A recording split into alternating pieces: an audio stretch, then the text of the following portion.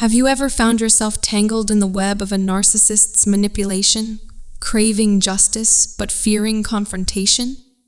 Today, we're diving into the art of mastering revenge without ever needing to confront a narcissist directly. You don't want revenge. You want justice. You want the narcissist to know that he did not defeat you and that he did not win. You want him to feel the loss of you and be heartbroken over his mistake. But the truth is, he knows better. If you ask him, he did defeat you. He's disrupted your life plan. He's taken all your money. He's made you crazy and crushed your self-esteem. He's told everyone you both know how crazy you are. And because he's charming and has no conscience, he can lie with impunity, and they believe him. Now he's made you obsess over him.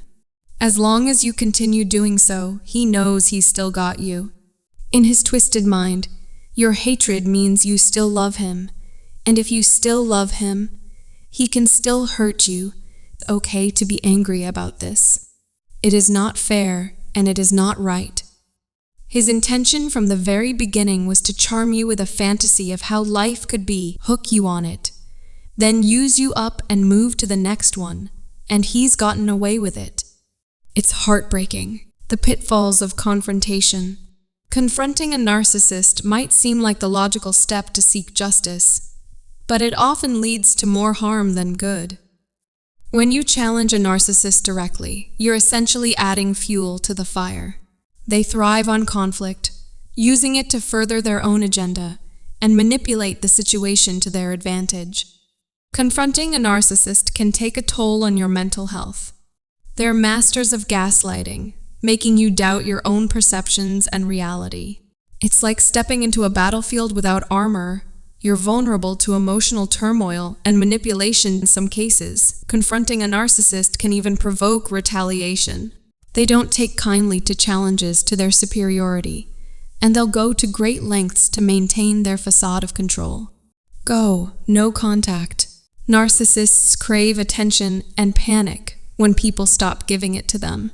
They'll never understand why someone would ignore or reject them, because in their mind, they're flawless. Don't answer their calls, texts, or DMs, and avoid interacting or speaking to them in public when possible. They'll feel defeated when they realize they can't trigger an emotional response out of you whenever they want. When you ignore a narcissist, they'll try to reach out to you excessively. It might be satisfying to watch them flounder at first, but their messages will turn uglier and more hurtful the longer you hold out. Expose their behavior in public. Shattering a narcissist's public image is a great antidote to their behavior. When they lie or gaslight you in front of others, call them out. Say, "You'll do anything to make yourself seem right." When they lie again to defend themselves, call them out again. See, you're doing it again. The narcissist will feel humiliated when others realize their grandiose and self-victimizing claims are false. Ignore your moral standards for now. A narcissist will only turn them against you. Focus on one thing: no one beats reality. The narcissist will do or say anything to try and humiliate you back. Be prepared for insults and false claims about your character or actions. Narcissists are charming, and people who didn't witness this interaction might not believe it happened. The narcissist will use that to prove you are crazy or unstable. Say no. A narcissist expects you to do whatever they want, whenever they want. They think everything revolves around them and are absolutely floored when someone sticks up for themselves and tells them no. Stay calm and deny their ludicrous requests for special treatment or favors. They'll try to change your mind, so stay persistent. The narcissist will feel less powerful when you don't yield to them. The absolutely best revenge you can give a narcissist is actually the best thing you can do for yourself. Cut them off. Complete no contact. Don't reply or respond ever. Take the power out of their hands of the possibility of them trying to come back. You hold the key to that yourself. Narcissists can't stand to be alone, and they thrive on attention and praise. Ignoring them completely, they'll feel like you've abandoned them, and we know that's what they deserve. The silent treatment is a way to get back at narcissists because it forces them to deal with their feelings of guilt and shame. The thing that drives a narcissist crazy is the lack of control and the lack of power.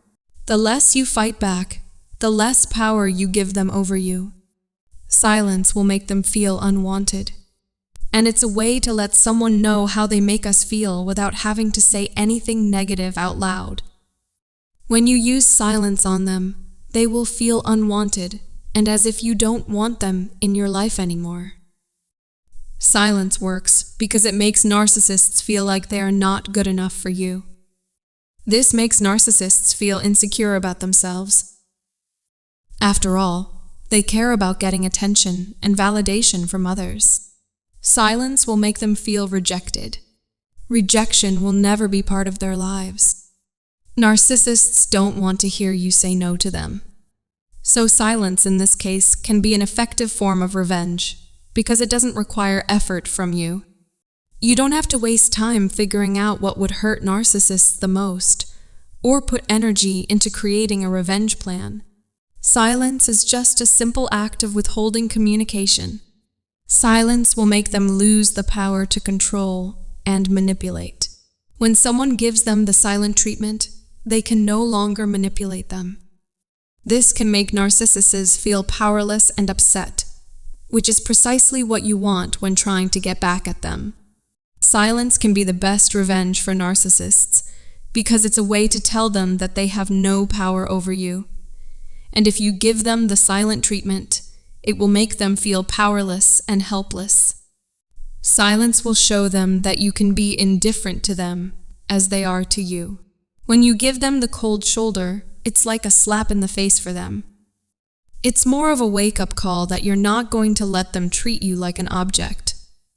It makes them feel powerless and controlled by your emotions. It is a great way to show them that they are not the only ones who can use emotional manipulation as a form of control.